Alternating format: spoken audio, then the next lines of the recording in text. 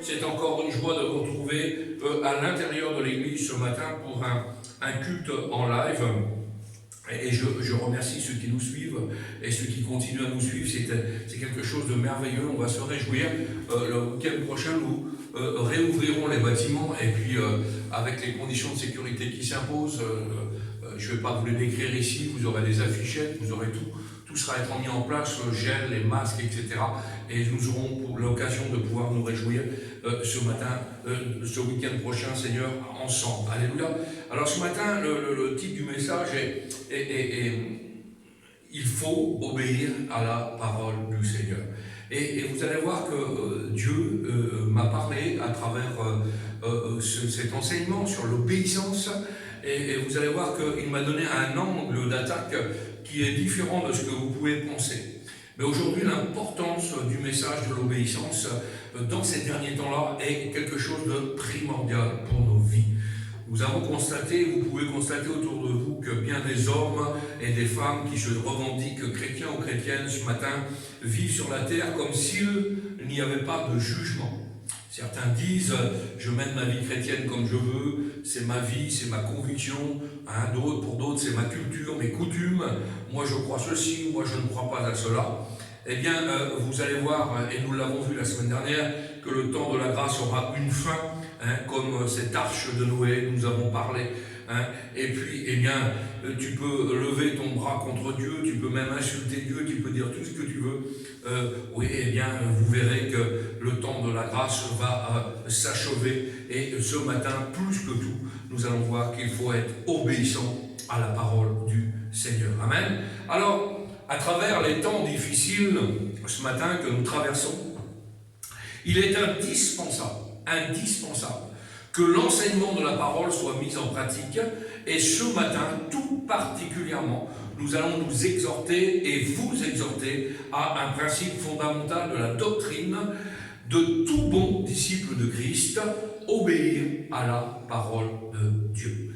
Nous savons tous que la Bible dit que 1 Samuel 15, verset 22, Samuel dit « L'Éternel trouve-t-il du plaisir dans les holocaustes et les sacrifices, comme dans l'obéissance à la voix de l'Éternel. » Voici, l'obéissance vaut mieux que les sacrifices, et l'observation de la parole vaut mieux que la graisse des béliers. Amen. C'est souvent ce que nous entendons quand nous parlons d'obéissance à travers les messages que vous pouvez écouter de droite et de gauche.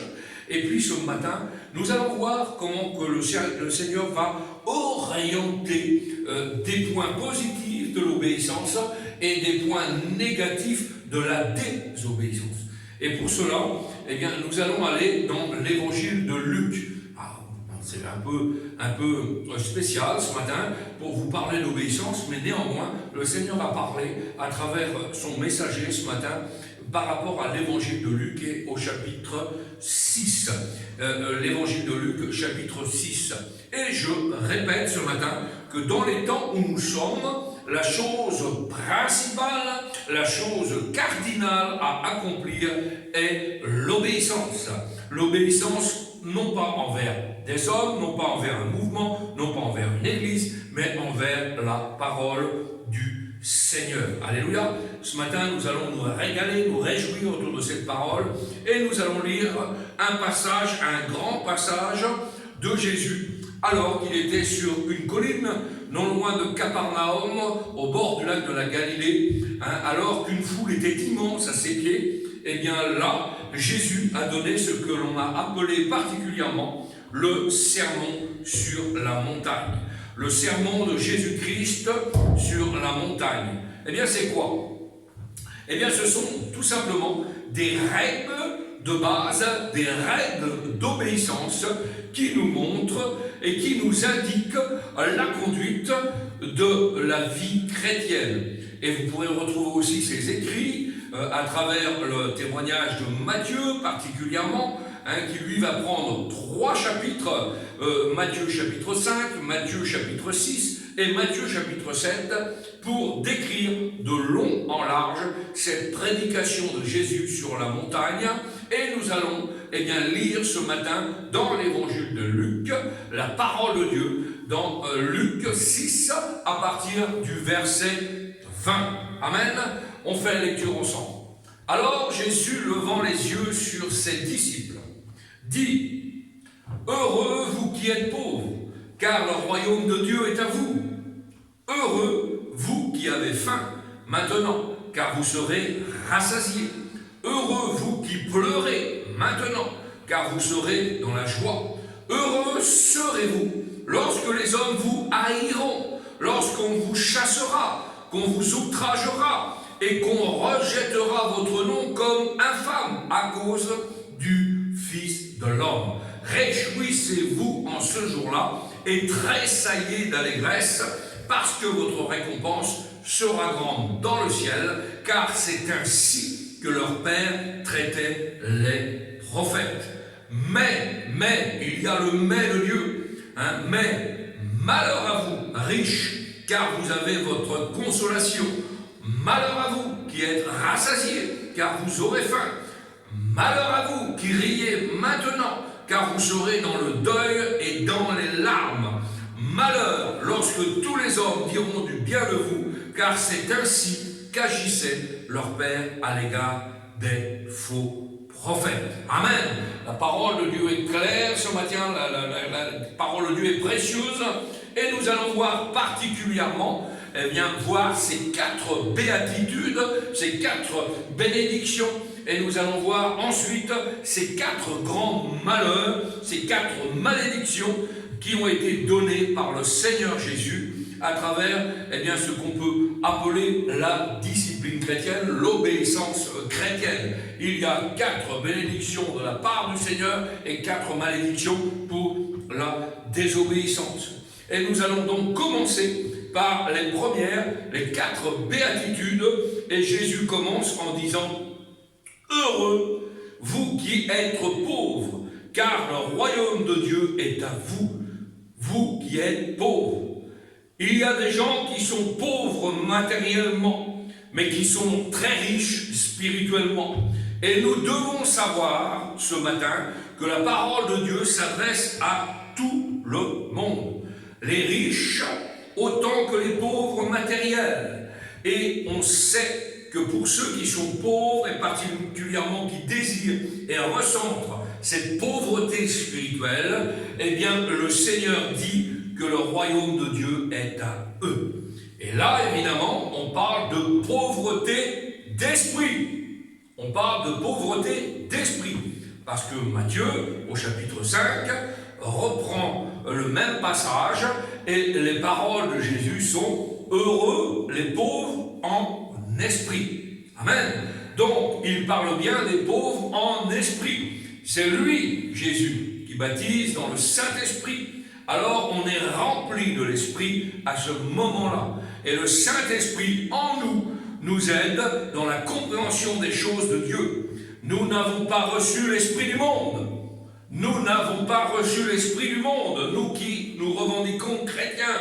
Le monde parle avec l'Esprit du monde. Nous avons reçu l'Esprit de Dieu. Et nous parlons, nous prêchons, nous revendiquons, nous affirmons, nous avançons avec l'Esprit du Seigneur ce matin. Alléluia. Donc, la bénédiction de ces gens qui reconnaissent leur pauvreté spirituelle, et c'est que ces gens-là s'appuient sur le Seigneur. Ils dépendent du Seigneur. Ils savent que le Seigneur est le seul qui peut les aider, qui peut prendre soin d'eux. Un exemple particulier, l'apôtre Paul qui n'était pas très riche et qui n'avait ni or ni argent. Il y a des gens qui pensent aujourd'hui et qui prêchent, je vous en ai parlé de cette catégorie d'église, qui prêchent l'évangile de prospérité. Des gens pensent que les chrétiens doivent être absolument pleins d'argent dans les poches et ainsi de suite. Nous en avons parlé, je vous avais apporté un enseignement sur ce sujet-là. La Bible ne dit cela en aucun endroit. Si vous avez beaucoup d'argent, remerciez le Seigneur. Si vous avez peu d'argent, continuez à le glorifier. Ne vous en faites pas. Le Seigneur prend soin de chacun des siens. Un exemple merveilleux. N'oublions pas, dans un temps de famine, où il y a eu en Israël pendant 3 ans et 6 mois une famine terrible, le Seigneur a pris soin d'Élie. Et il en a pris soin comment? Élie a été envoyé proche du fleuve de Kérit, et c'est là que le Seigneur lui a envoyé 2 fois par jour des corbeaux. Les corbeaux amenaient de la nourriture qui convenait pour Élie, du pain et de la viande, le matin et le soir, 2 fois par jour, 2 repas par jour. Et durant la journée, Élie buvait au torrent qui était là. Et on voit que le Seigneur a un contrôle total. Il a un contrôle total sur le monde minéral, sur le monde animal, sur le monde végétal. Il contrôle absolument toutes choses ici-bas sur cette terre. Alléluia. Et je vais même aller encore plus loin. Je ne l'ai pas marqué, mais je vais vous donner cet exemple merveilleux. Vous savez qu'Élie a confondu les faux prophètes de Baal et d'Astarté, et que derrière cet exploit fait avec Dieu, il s'est sauvé dans le désert, il a demandé la mort au Seigneur, et l'ange de l'Éternel est descendu en personne pour le fortifier et le réconforter. Et il vient en lui amenant quoi? Eh bien, on dit dans la parole du Seigneur qu'il lui amène une cruche d'eau et une petite part de gâteau. Pourquoi une cruche d'eau et une part de gâteau? Eh bien, parce que Élie, quand il passait, avant d'avoir fait les exploits des faux prophètes de Baal et d'Astarté qui ont été confondus par le Seigneur, eh bien, il aimait se rendre dans certains endroits, et quand la veuve voyait passer Élie, elle lui disait: je n'ai pas grand-chose, mais je vais te faire un gâteau et tu boiras une bonne verre d'eau. Le Seigneur connaît ce matin tout particulièrement ce que tu aimes. Si tu aurais aimé, par exemple, quelque chose de plus friandise, il t'aurait amené une friandise. Il te connaît parfaitement, Seigneur, ce matin. Et il ne t'amènera pas autre chose que ce que tu aimes. Et on voit qu'avec ce que le Seigneur lui amène, eh bien, Élie marche en 40 jours encore pour aller à la montagne. Et quand il arrive à la montagne, le Seigneur lui dit: repars dans l'autre sens. 80 jours de marche avec une cruche d'eau et un part de gâteau. Le Seigneur te connaît ce matin. Il sait ce que tu as besoin. Alléluia. Ne vous inquiétez de rien. Alléluia. Et à partir du moment où le chrétien a sa foi en Dieu, eh bien, il a placé sa vie totalement en dépendance totale avec le Seigneur. Alors évidemment, nous sommes conscients de nos besoins spirituels et nous avons toujours ce désir, cette faim, cette soif de mieux connaître le Seigneur, de mieux le servir, de mieux apprendre de lui. Hélas, pour ceux qui n'ont pas faim de Dieu, hélas, pour ceux qui n'ont pas soif du Seigneur.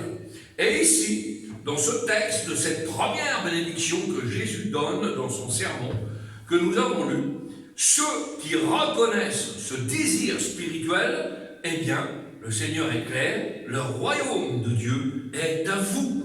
Ce que le Seigneur a promis. C'est merveilleux.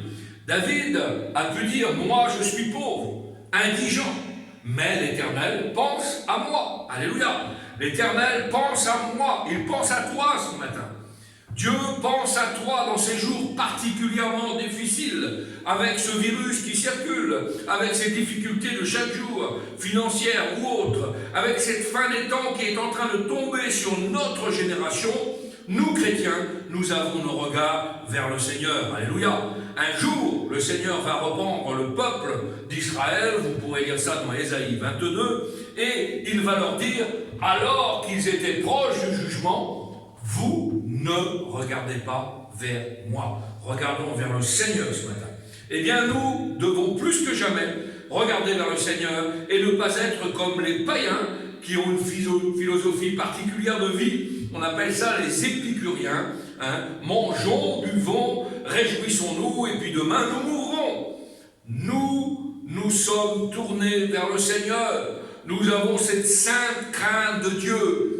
Romanes idar le devreski, qui n'existe plus en ce moment. Cette sainte crainte de Dieu, cette dépendance de Dieu, cette soif du Seigneur. Alors attention à l'orgueil, attention à la suffisance personnelle, à la satisfaction personnelle. Nous avons besoin des conseils de Dieu. J'ai besoin des conseils de Dieu chaque instant, jusqu'à temps que le Seigneur reviendra. Je suis, un étudiant. Est-ce que vous comprenez? J'apprends chaque jour. Je suis un élève. Et j'apprends chaque jour du Seigneur. Il n'y a pas de plus et de super spirituel. Non, chaque jour, nous apprenons et nous n'avons pas fini d'apprendre des enseignements du Seigneur. Nous ne sommes plus des gens qui n'ont pas besoin d'apprendre. Nous apprenons toujours, constamment. Donc, cette marche quotidienne, dans ce pas à pas avec la voix du Seigneur. Alors, la bénédiction de la pauvreté en est une véritablement. Nous ne sommes pas des arrivistes, nous ne sommes pas arrivés, nous ne sommes pas parvenus. Nous sommes en marche. Et l'apôtre Paul nous le dit en oubliant ce qui était en arrière, nous allons vers ce qui est en avant. Un chrétien marche vers l'avant. Et l'important pour le chrétien, c'est ce qui est en avant. Donc, mon frère, ma soeur, regarde toujours vers l'avant. Je vous ai prêché jeudi une évangélisation où je vous expliquais que Satan voulait vous faire regarder dans le rétroviseur de vos vies toujours les choses que vous avez loupées, les choses que vous avez manquées, les péchés que vous avez commis. C'est le travail de Satan. Avec Christ, vous êtes des nouvelles créatures et nous devons toujours regarder en avant. Particulièrement, nous avons la bénédiction de la pauvreté parce que le Seigneur a dit « Le royaume de Dieu est à vous ». Amen. La deuxième bénédiction que Jésus prêche, c'est la bénédiction de la faim. Alléluia. Avoir faim spirituelle. Heureux vous qui avez faim maintenant, parce que vous serez rassasiés. Alors, avoir faim de Dieu, avoir faim de la justice. Le Seigneur a promis quoi? Que nous serions rassasiés. Cela veut dire qu'il y aura une véritable justice qui sera faite dans les derniers temps, au moment du jugement. Rappelons-nous que sur la terre, et je suis très bien placé pour le savoir, la justice n'existe pas. Elle existera dans le ciel. La véritable justice n'existe même pas dans les tribunaux. Donc c'est quelque chose d'extraordinaire. Les tribunaux ont toujours cette image de la justice, qui est une femme avec les yeux bandés, et qui tient dans sa main la balance de la justice, et qui est symbolisée parmi les hommes comme cela. Mais nous voyons aujourd'hui, depuis longtemps, beaucoup d'injustice, même dans les cours de justice de ce monde. Et là encore, nous devons regarder toujours vers le Seigneur. On se rappelle que le Seigneur a promis en disant qu'il satisfait l'âme affamée, assoiffée, et il va combler de bien, donc, les affamés. Alléluia. Nous voyons cela dans le psaume 107, et au verset 9, un rassasiement. Dieu va toujours combler l'âme qui la cherche de tout son cœur. Alléluia. La troisième bénédiction, la troisième béatitude, c'est la bénédiction des pleurs. Et là, beaucoup de gens sont concernés. Moi, le premier, on pleure souvent sur nos vies, sur ce qui nous arrive, on ne comprend pas, on pose des questions. Eh bien, notre situation n'est pas toujours facile à comprendre. C'est la bénédiction des pleurs, la troisième bénédiction que Dieu a promis. Heureux, vous qui pleurez maintenant, car vous serez dans la joie. Alléluia. Merci Seigneur, quel programme. La Bible dit qu'à la fin des temps, les hommes se réjouiront. Nous l'avons vu dans du temps de Noé, et nous avons vu aussi pour l'église de la Odyssée, sur laquelle nous allons revenir tout à l'heure. Les hommes se réjouiront, fêteront, auront un esprit de fête, mais nous n'avons, nous, évidemment, que les yeux sur le Seigneur. Il se peut que nous pleurions aujourd'hui, maintenant, pas de problème, à cause de tout ce que nous voyons. Nous voyons tellement de multitudes de gens qui ne veulent rien se soucier de Dieu, qui descendent vers l'enfer et l'éternel. Nous voyons ça. Ils descendent tout droit vers l'enfer éternel s'ils continuent dans leur position. Et tout cela est pour nous un fardeau. Cela pèse sur nos cœurs parce que nous voyons dans nos propres familles, nos enfants, nos parents, qui ne veulent rien, en rien se soucier des choses de Dieu. Et cela les conduit tout vers l'enfer éternel et ça nous fait pleurer sur nous-mêmes. Pleurer, c'est un fardeau, ça pèse sur nos cœurs parce que nous voyons et on leur parle, on leur dit attention, vous allez dans une direction obscure, ténébreuse, vers l'enfer et l'éternel. Et Jésus lui-même en a parlé. Et vous faites abstraction de cela, des avertissements, de ce que le Seigneur avait pour vous, c'est-à-dire une belle place pour vous dans le ciel. Le Seigneur ne veut pas que personne ne se perde, absolument pas, mais que tous, évidemment, arrivent à la repentance pour entrer un jour dans le paradis, dans l'arche que nous avons prêché dimanche dernier. On ne peut pas entrer dans le paradis sans être repenti de nos péchés, sans la repentance. Vous ne pouvez jamais entrer. Vos bonnes œuvres, vos capacités, vos mérites, même vos prières, même votre argent ne vous garantiront aucune place dans le ciel. C'est uniquement parce que ce qui s'est passé au calvaire que nous pouvons rentrer dans le ciel, à la croix. C'est Christ qui est mort pour nos péchés et les miens.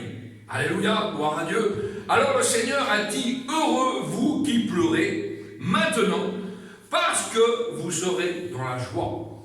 Le ciel, et s'il y a un mot pour décrire le ciel, laissez-moi vous dire ce matin, le ciel c'est la joie, une joie éternelle, qui couronnera nos têtes, a dit le Seigneur. C'est quelque chose de merveilleux. Le Seigneur a employé cette expression, cette joie éternelle qui couronnera nos têtes, a dit le Seigneur dans les Saintes Écritures. C'est quelque chose de merveilleux. Oui, pour ceux qui sont attristés maintenant, nous pleurons aujourd'hui, mais la récompense est dans le ciel, une joie merveilleuse pour l'éternité. Le ciel, c'est la joie. Alléluia. Heureux vous qui pleurez. Alors évidemment, quand le Seigneur a dit vous qui pleurez, il n'a pas parlé ni de dépression, il n'a pas parlé d'un esprit mélancolique, il n'a pas parlé de se plaindre, de murmurer, être déçu, être désappointé, des pleurs d'amour propre en disant « pauvre de moi, pauvre de moi ». Non, on ne parle pas de ce genre de pleurs. Le Seigneur a parlé des pleurs particulièrement d'une véritable repentance.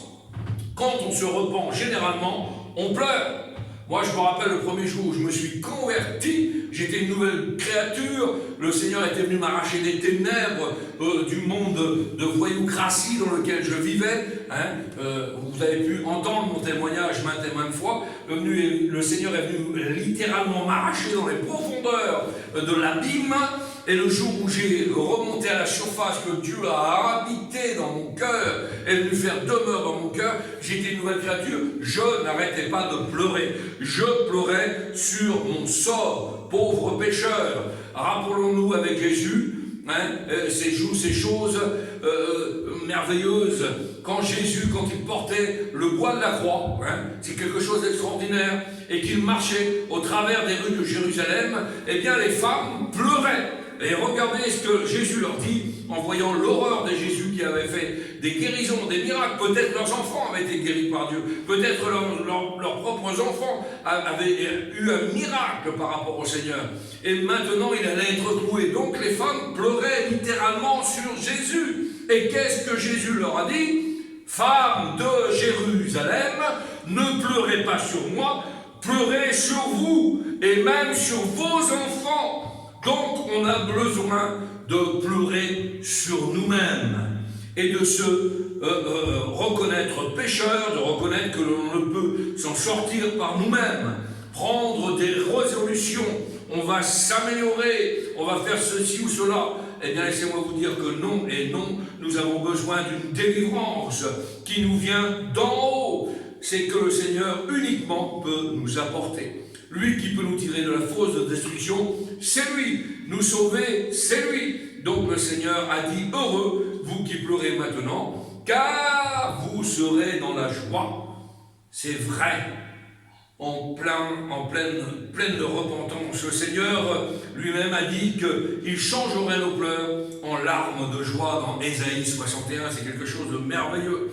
Il va dire que le Seigneur a envoyé sur la terre, vous qui avez été envoyé, le Seigneur a été envoyé sur la terre pour proclamer une bonne nouvelle, l'évangile aux malheureux. Il m'a envoyé pour guérir ceux qui ont le cœur brisé, alléluia, pour consoler tous les affligés, attristés, c'est ça que ça veut dire, affligés, attristés, ceux qui pleurent, et pour leur donner un diadème, quelque chose de merveilleux, une huile de joie au lieu du deuil, un vêtement de louange au lieu d'un esprit abattu. C'est quel merveilleux Seigneur que nous avons. Donc le Seigneur, tout ce qu'il veut nous accorder, évidemment, c'est quelque chose de formidable et de glorieux ce matin. Et vous serez dans la joie. Et on sait qu'au ciel, la Bible dit que le Seigneur nous promet d'essuyer toute larme de nos yeux. Alors si nous pleurons maintenant, heureux, dit la parole du Seigneur, dans cette troisième béatitude, heureux ceux qui pleuraient, parce que vous serez dans la joie. C'est une promesse. Voilà ce que la Bible déclare pour nous chrétiens. Nous ne vivons pas dans l'irréel, nous vivons dans le réel. Le ciel est réalité. C'est c'est merveilleux, c'est un lieu merveilleux où il n'y a que la joie, où le Seigneur essuiera toute larme de nos yeux. On sait que le plus de repentance nous amène au salut. C'est la repentance qui nous amène au salut. Et c'est l'apôtre Paul qui parle de cela en disant qu'ici-bas sur terre, il y a deux sortes de pleurs. Il va dire en effet la tristesse selon Dieu produit une repentance à salut que l'on ne regrette jamais. Tandis, il y a un tandis, il y a un mais, il y a le mais de Dieu. Tandis que la tristesse du monde produise la mort. Un exemple, Judas Iscariote, en train de pleurer et de jeter aux pieds des hommes religieux de l'époque les 30 pièces d'argent qu'il avait reçues pour trahir Jésus. Eh bien, c'était une tristesse selon le monde. Ce n'était pas une tristesse selon Dieu, selon la vraie repentance.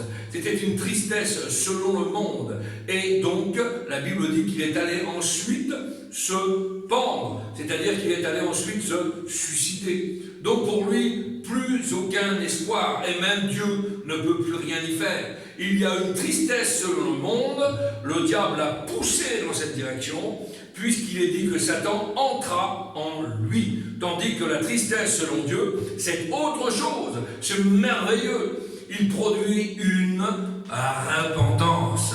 Quelqu'un qui se repent, il pleure amèrement sur son sort, sur sa vie de misère, et il est sincère dans son cœur. C'est la vraie repentance, celle qui nous amène à la conversion. Foi, repentance, conversion, je vous en ai parlé jeudi, c'est automatique. Voilà ce qui est écrit sur cette bénédiction, sur cette tristesse, selon Dieu, qui nous conduit à la repentance, la bénédiction des pleurs. Et ensuite, il y a une quatrième béatitude, une quatrième bénédiction de la persécution. Alors là, en ce moment, on est très gâtés avec ça, et beaucoup vont se reconnaître à travers la persécution. Peut-on être béni? C'est une question qu'on peut se poser légitimement. Peut-on être béni lorsque l'on est persécuté? Eh bien, la Bible dit que oui, tout est possible et c'est possible. Et Luc, l'évangile de Luc, nous adresse cette possibilité là, sans problème. Heureux serez-vous lorsque les hommes vous haïront, lorsque l'on vous chassera, vous outragera et qu'on rejettera votre nom comme infâme à cause du Fils de l'homme. Donc, nous avons ici la bénédiction de la persécution. C'est-à-dire que lorsqu'on est persécuté pour l'Évangile, pour le Seigneur Jésus, eh bien, il y a une récompense, une grande récompense dans le ciel. Il n'y a aucune valeur à souffrir à cause du péché, à cause de notre folie, ou à cause de notre manque de sagesse, à cause de nos bêtises. Non et non.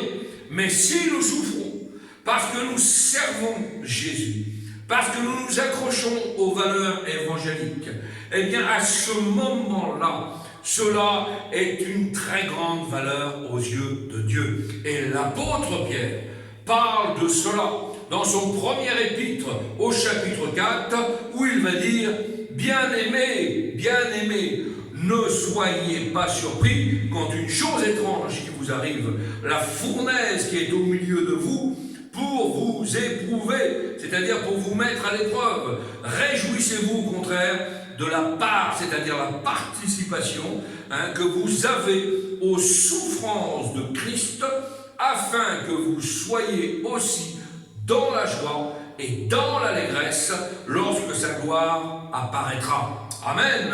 Si vous êtes outragés ou persécutés pour le nom de Jésus, vous êtes heureux. Pourquoi? Eh bien parce que l'Esprit de gloire, alléluia, l'Esprit de Dieu, alléluia, repose sur vous.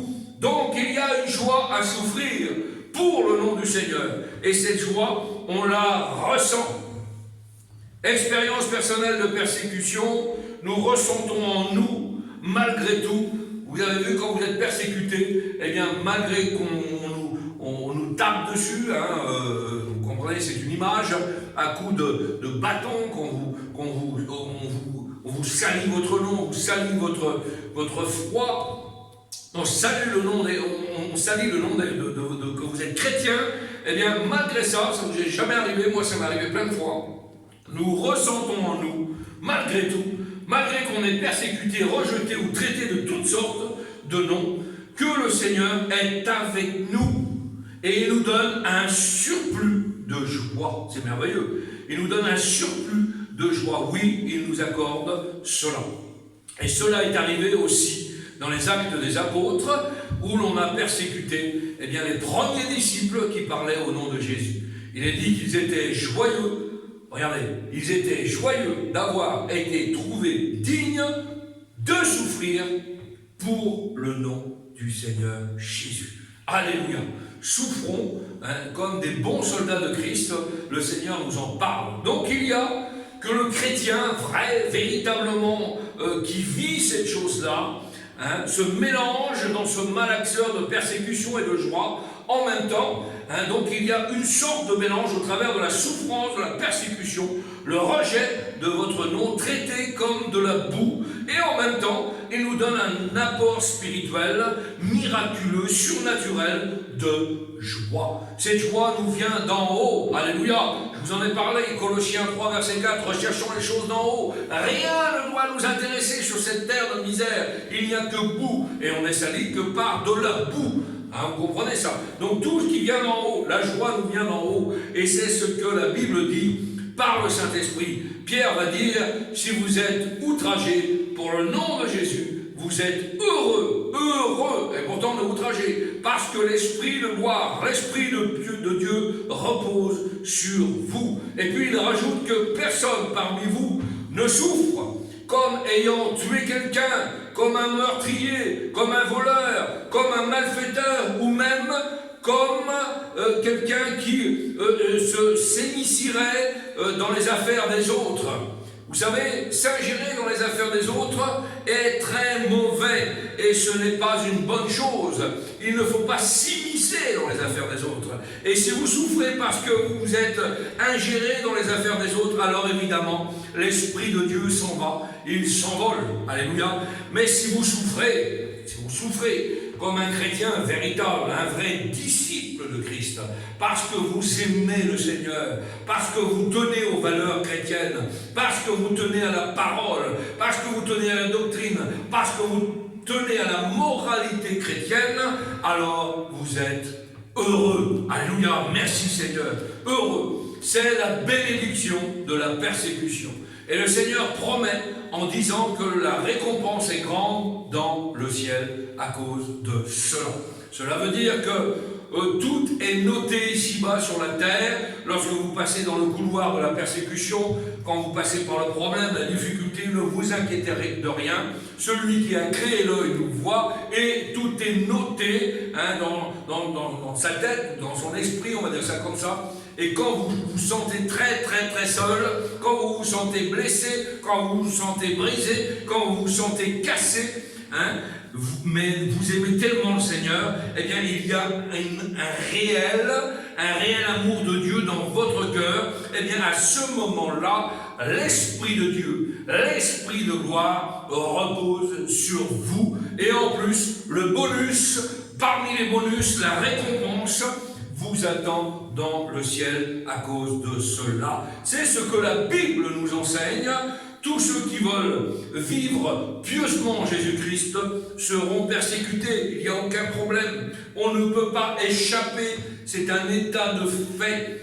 Donc, on a cette description merveilleuse dans la grande galerie d'Hébreux 11 des hommes et des femmes de foi qui ont vécu véritablement pour le Seigneur. Et tous ces gens-là, il est dit que certains ont passé au travers de l'épreuve avec brio, et pour d'autres, ils sont allés jusqu'à la mort avec brio. Imaginez-vous que ce soit d'un côté ou de l'autre, eh bien, les géants de la foi sont restés fidèles à notre Seigneur Jésus-Christ. Certains, par la foi, ont vaincu des royaumes, ont exercé la justice, ont obtenu des promesses, ont fait fermer la gueule des lions, et ont éteint la puissance de feu. Et parmi nous, aujourd'hui, on a des Daniel, et puis on a aussi pour d'autres la moquerie, le fouet, la prison, la lapidation. D'autres ont été sciés, d'autres ont été torturés, d'autres ont été tués par l'épée. Nous voyons que l'important, ce n'est pas nos circonstances, à nous, ici-bas, circonstance qui vient du mot latin circum, qui veut dire entouré. Vous vous rendez compte? On est entouré par les problèmes. Nous voyons, Seigneur, que l'important, ce n'est pas donc les circonstances. Circum, entourer des choses qui nous entourent, qui veut dire cercle, c'est ce que nous marchions avec le Jésus-Christ. Alléluia. Ce sont les bénédictions. Et c'est l'évangile de Luc qui nous donne les grandes références, les grandes doctrines d'obéissance par rapport à ce que nous allons avoir. Et regardons les récompenses pour ceux qui nous, Seigneur, sont persécutés. Alors, regardez un petit peu dans ces 4 béatitudes. Regardez bien. Les récompenses pour ceux qui sont pauvres. Le royaume de Dieu est à vous. Alléluia. Pour ceux qui ont faim, ils sont rassasiés. Pour ceux qui pleurent, ils sont dans la joie. Et pour ceux qui sont haïs, persécutés, une grande récompense dans le ciel. Alléluia. Luc résume dans ce sermon sur la montagne ces 4 béatitudes, ces 4 bénédictions. Mais ce n'est que le premier volet du sermon sur la montagne. Et là, nous allons aller dans le côté de la désobéissance, dans le côté du deuxième volet, où Jésus ajoute, ah oui, ce serait trop bien, heureux. Non, Jésus dit aussi, eh bien, malheur à vous, malheur à vous, malheur à vous. Et il commence par un premier cas, malheur à vous riches, car vous avez votre consolation, vous qui êtes remplis de richesses matérielles, vous savez que l'évangile est très dur à percer aujourd'hui. Vous avez vu en Europe, tout particulièrement, dans les pays des G20, des G7, l'évangile a des difficultés pour être propagé, plus que dans le fin fond de l'Afrique ou les pays pauvres. Ce sont des pays où la population n'a pas grand-chose, mais ce sont des pays où la population aime Jésus-Christ, respecte la parole du Seigneur. Là, le Seigneur va dire « Malheur à vous, riches, parce que vous avez votre consolation. » Vous avez votre consolation. Ça veut dire quoi? Eh bien, c'est-à-dire votre compte en banque est bien rempli, mais uniquement sur la terre. Uniquement sur la terre. Donc, le Seigneur va donner 7 malédictions particulières, donc pas 7, le chiffre 7, cette malédiction qui est la première des malédictions. Il a dit malheur, c'est vraiment une malédiction. Alors, on va voir, il y a 4 bénédictions, et par opposition, merveilleux tableau, la Bible, je vous le dis, c'est blanc ou noir, il n'y a pas de nuance. Et la parole de Dieu est merveilleuse, c'est un axe principal, un axe central, c'est un livre de vie pour nous enseigner chaque jour, chaque seconde. Et il y a toujours 2 cas de figure. Nous avons vu les bénédictions que Jésus accorde pour l'obéissance envers lui. Et nous allons voir maintenant les 4 malédictions que le Seigneur dit malheur, malheur, malheur, 4 fois pour la désobéissance et les gens qui ne sont pas à la gloire de Dieu. Et vous allez voir que nous allons retomber sur des choses que nous avons vues dans des enseignements sur la Odyssée, sur les églises laodicéennes des derniers jours, sur ces générations des derniers jours. Vous allez voir qu'il y a, et puis vous allez vous rappeler de ce rapprochement merveilleux que nous fait la parole du Seigneur. C'est l'exacte antithèse. 4 bénédictions, 4 malédictions. C'est l'exacte antithèse des 4 bénédictions. On a ici le piège de la richesse. Premier piège. Nous, chrétiens, nous ne cherchons pas à devenir riches. Si Dieu pourvoit nos besoins, si nous vivons de manière moyenne, si nos factures sont payées, que nous ne devons rien à personne, s'il y a l'hypothèque des factures et tout ça, et toutes sortes de choses qui sont réglées, eh bien merci Seigneur. Nous ne croyons pas dans ce faux évangile, je vous l'ai dit en première partie, qui est prêché, annoncé par des faux prophètes de la fin des temps, l'évangile de prospérité. Si on vous promet des comptes en banque bien remplis, la Bible déclare que lors du jugement, l'argent ne sert absolument à rien du tout. Et que les riches, les millionnaires, les milliardaires, au jour du jugement, quand les puissances des cieux seront ébranlées durant la grande tribulation, vous retrouverez ça dans Apocalypse, ils jetteront leur or et leur argent en pâture, parce que cela ne vaudra rien. Rien plus rien égale 0. Ce qui est important au jour du jugement, c'est notre position, votre position face à Dieu, face au Maître, face à celui qui est éternel. Donc voilà pour le piège des richesses. Ce n'est pas un péché d'être riche. Ne me faites pas dire ce que je n'ai pas dit. Ce n'est pas un péché d'être riche. Mais le péché, c'est l'amour de l'argent qui est un péché. Aimer l'argent. En vouloir toujours plus. Eh bien, la Bible déclare cela comme étant mauvais. Prenons un exemple tout simple. Le mauvais riche et Lazare, vous lirez ça dans Luc 16, vous vous rappelez de cette histoire, Lazare qui mangeait des miettes sous la table du riche, au bout de la table du riche, qui ne pouvait pas se faire soigner, que les plaies étaient léchées par les chiens. Eh bien, vous connaissez cette histoire, l'un meurt et l'autre meurt. Et quand le riche meurt, eh bien, il est dans un endroit qu'il va décrire tout particulièrement, qui s'appelle l'enfer. Eh bien, attention au piège des richesses. Il y a un deuxième piège, c'est le piège de leur propre suffisance.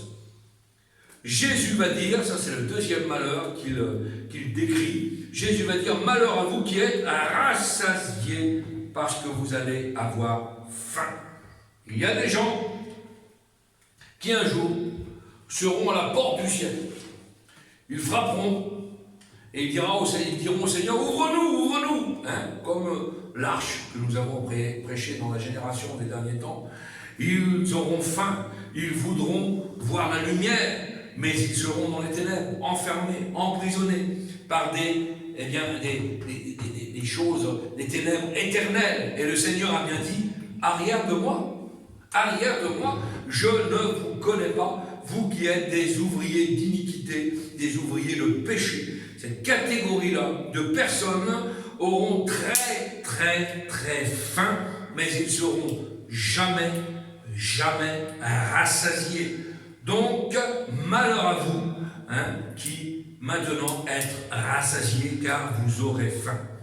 Vous appelez l'enseignement que je vous avais apporté sur l'église de la Odyssée. Oh, nous n'avons plus besoin de rien, nous sommes riches à milliards, nous ne voulons pas de conseils, surtout pas de la part de Dieu. Eh bien, Jésus fait un constat terrible sur cette église, et beaucoup d'églises laodicéennes des derniers temps sont comme cela. On ne veut plus changer d'opinion. D'ailleurs, la preuve, c'est que Jésus n'est pas dans ces églises, il frappe à la porte de ces églises. Imaginez-vous que ces églises prêchent, chantent, louent, glorifient un Dieu qui n'est pas présent ici, alors que la parole de Dieu nous dit que 2 ou 3 réunis en mon nom, je suis au milieu de vous. Et là, Jésus frappe à la porte de la Odyssée, il dit, oh, il y a quelqu'un, ouvrez-moi. Si vous ouvrez, alors oui, mais l'église est tellement orgueilleuse, elle est tellement riche, elle est tellement têtue, autosuffisante, eh bien que cette église ne sera pas rassasiée, parce qu'elle restera dans la faim. Imaginez-vous que Jésus décrit cette église, alors vous croyez ci, vous croyez ça, mais vous êtes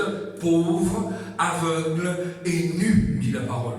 Alors, c'est quelque chose de terrible, Le troisième malheur que Jésus décrit, c'est le malheur à vous qui riez maintenant, car vous serez dans le deuil et dans les larmes. Donc, nous sommes dans le piège du rire incrédule, vous avez bien compris. Beaucoup de gens, quand nous allons évangéliser ou quand nous parlons de la part du Seigneur, ou même certaines personnes qui viennent pour une première fois à la réunion et qui ne reviennent pas, parce que, eh bien, en quelque sorte, ils n'ont pas réellement compris, leur cœur n'est pas disponible, eh bien, ces gens-là, aujourd'hui, rient. Il y en a de plus en plus. Maintenant, ils rient. Hein. Mais un jour, eh bien, la Bible nous dit qu'ils vont pleurer. Et qu'est-ce qui est arrivé en enfer? Hein, eh bien, si on reprend l'image de cet homme de tout à l'heure, que nous allons parler, eh bien, du riche et de Lazare, eh bien, regardez bien, parce qu'en réalité, on se moque de tout, on dit que l'enfer n'existe pas. Pour certains, j'écoute des choses extraordinaires, hein, des choses extravagantes, et pourtant, nous avons cette image dans la parole du Seigneur, du riche et de Lazare, et le riche, quand il se trouve en enfer, eh bien, reprenons cette image de cet homme qui est en enfer, où il criait, il souffrait, et il dit, il se souvient, j'ai 5 frères sur cette terre, 5 frères, hein, et il dit, surtout, va leur dire qu'ils ne viennent pas ici, car l'endroit où je suis, hein, je souffre cruellement, il s'en est rappelé, hein, donc il veut envoyer quelqu'un sur la terre, mais regardez bien le mot exact dans la parole de Dieu, pour que cette personne leur atteste. Attester, c'est la vérité. L'enfer est la vérité. Afin qu'ils ne viennent pas aussi dans ce lieu de tourment. Et il a été répondu à cet homme-là, sur la terre, ils ont les Écritures, et s'ils n'écoutent pas, eh bien, les Écritures, ils ne se laisseront pas persuader, quand bien même, quelqu'un qui est mort ressusciterait. Vous imaginez un petit peu? Aujourd'hui, nous avons des gens qui sont tellement incrédules que même si un mort ressusciterait devant eux, ils n'accepteraient pas Christ pour autant. Ils resteraient toujours les yeux fermés. La Bible en parle. Ce sont des incrédules et des moqueurs, des rieurs. Eh bien, la Bible dit, malheur à vous qui riez maintenant, et à la fin des temps, les moqueurs seront nombreux par rapport à l'évangile. Nous l'avons vu l'autre jour. Aujourd'hui, dans la fin des temps, il y aura des moqueurs. Hein. Ne vous asseyez pas en compagnie des moqueurs, parce que si un jour vous voulez rentrer dans une conversation avec un moqueur, au début il va se moquer des autres, mais vous savez, quand vous avez le dos tourné, il se moque de vous également. Alors faisons bien attention à ça. Et enfin, le quatrième terrible malheur que Jésus nous décrit, hein, et nous allons le lire, le quatrième malheur, regardez bien, verset 26, lorsque tous les hommes diront du bien de vous, car c'est ainsi qu'agissait leur père à l'égard des faux prophètes. Alors, c'est quoi ça comme malédiction? C'est quoi, Seigneur? Eh bien, Jésus dit, malheur lorsque tous les hommes diront du bien de vous, car c'est ainsi qu'agissent leur père à l'égard des faux prophètes. C'est le piège de la popularité. Laissez-moi vous dire, bien-aimés dans le Seigneur, que nous ne sommes pas là pour être populaires. Nous ne sommes pas là pour remplir des endroits avec des cœurs vides. Je m'explique. Vaut mieux une église avec 50 personnes et 50 cœurs pleins qu'une église avec 3000 personnes et 3000 chaises pleines. Vous comprenez? La popularité. Il faut être populaire. Hein? Et vous vous rappelez aussi que dans la Odyssée, certaines catégories de chrétiens, certaines catégories de prédicateurs, et nous le voyons autour de nous, il n'y a rien à cacher, aujourd'hui sont là pour être populaires. La popularité. Alors, pour être populaire, qu'est-ce qu'il faut surtout faire? Eh bien, il faut surtout aller dans le sens du poil. Je m'explique. On ne prêche pas certaines choses qui dérangent. Donc, quelqu'un qui veut être populaire, pour accéder à un titre de popularité, ne prêche pas la croix, ne prêche pas le péché, mais ne prêche surtout pas la sanctification, mais il prêche la grâce. La grâce qui est devenue pour certains aujourd'hui l'évangile de l'hypergrâce. Jésus sauve, Jésus guérit, Jésus bénit, pas de problème. Mais il y a des conditions, vous comprenez ça, hein? On ne peut pas partir que dans la grâce, parce que nous sommes dans les derniers temps. Et dans les derniers temps, certains voudront être populaires. Nous ne sommes pas là pour être populaires.